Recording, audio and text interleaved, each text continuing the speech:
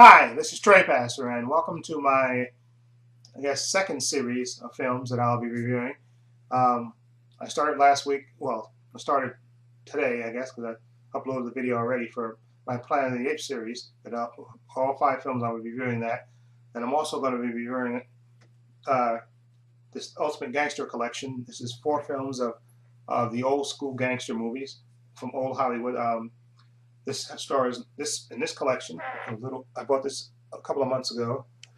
This has Little Caesar, the Public Enemy, The Petrified Forest, and White Heat.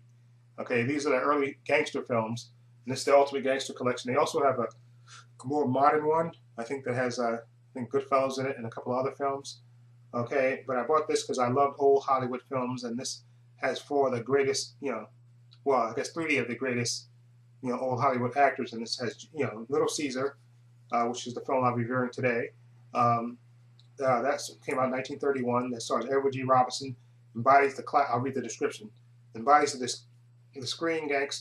classic screen gangster in his tale and the rise and fall of Enrico, Little Caesar, Bandello, a hardened criminal with few attachments, fewer friends, and no sense of diplomacy. Okay, and then also has the Public Enemy on here, which is 1931 with Jimmy Cagney. Okay, and then you have 1936 movie Petrified Forest with Humphrey Bogart, the film that kind of made him a star. And then also White Heat that came out in 1949 that starred, of course, Jimmy Cagney, top of the world, Ma, top of the world. Remember that? Anyway, I watched this earlier, Little Caesar. This one came out in 1931, and this stars Edward G. Robinson. Okay, like I said, is Enrico, Little Caesar, Bandilo.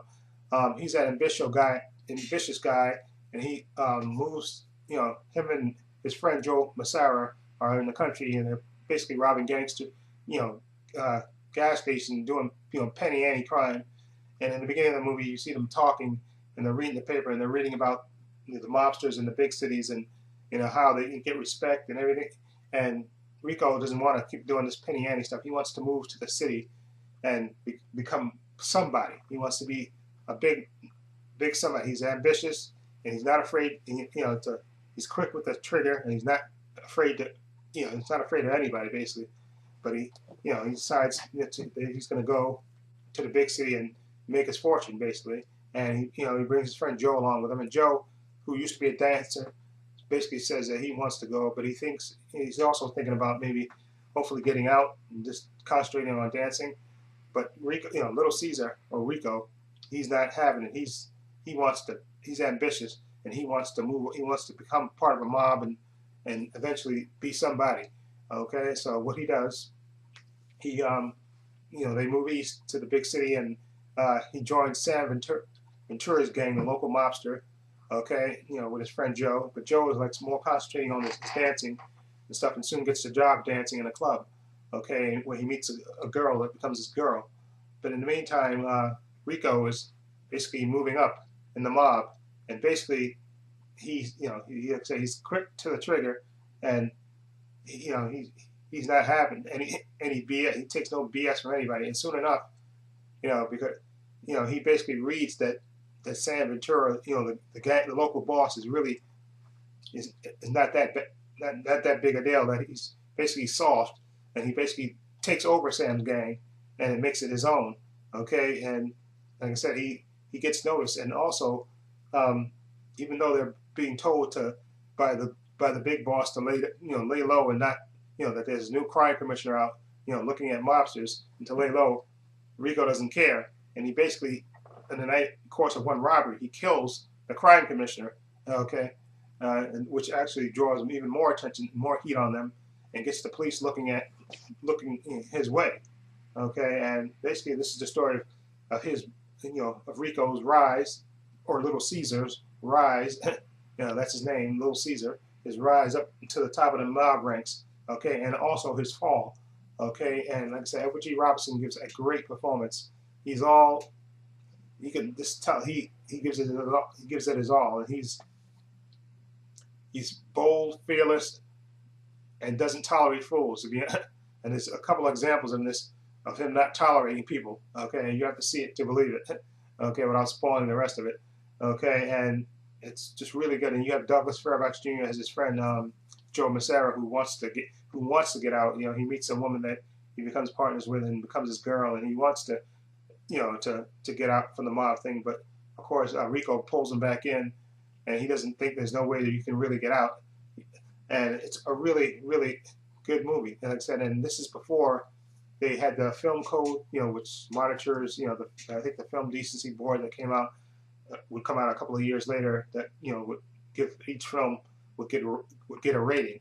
And this is before that, so they, of course, they could show people getting killed and machine gunned down and everything else in this. And it's a really, really good movie, Little Caesar. Like I said, Edward G. Robinson. This movie was a box office success and made him a star. And also a little bit of trivia. Originally, they said they were thinking about putting Clark Gable as Little Caesar. No, not, well, there's two kind of rooms. I heard on the documentary they talk about on Little Caesar. They talk about maybe putting Clark Gable as Little Caesar, but then they thought maybe I think then not Jack Warner. I think the director didn't want him because he thought he had big ears and he wasn't a tough guy type. Okay, so that was a little trivia. Clark Gable could have been Little Caesar. I guess if his ears wasn't too big. Okay, but I think it worked out well for him since he went on to MGM and became a big star. Anyway, so just to let you know, so that's my review. Let me know if you've seen Little Caesar and what you think of it. Okay, do you want to see it based on my description of it? Okay, and also next week I'll be reviewing the next film in the series. That's The Public Enemy. And this stars Jimmy Cagney. And I'll read you the description for The Public Enemy. James Cagney gives a powerful breakthrough performance as streetwise tough guy Tom Powers in this gritty, hard-hitting representation of the criminal underworld during the Prohibition era. Okay, and also, like I said, when these films came out, specifically Little Caesar and The Public Enemy, they had to put in front of each film, you know, a little coda thing saying basically that mobsters are, you know, are criminals and they should be prosecuted to the fullest extent of the law, because during the times that this movie came out, the country was going through the Great Depression, and also Prohibition was at its height, and people were looking up to mobsters and stuff, and looking, you know, because they were flashy dressers. They they drank wine, they drank liquor, even though it was illegal to have it. So they had to make sure they didn't want to, you know, to seem like they were glorifying these mobsters too much. Okay, so anyway, so that's my review, and tune in next week. Like I said, I'll be reviewing The Public Enemy, starring James Cagney. Okay, and so feel free to leave comments down below, and this is Trey Pastor saying so long and take care.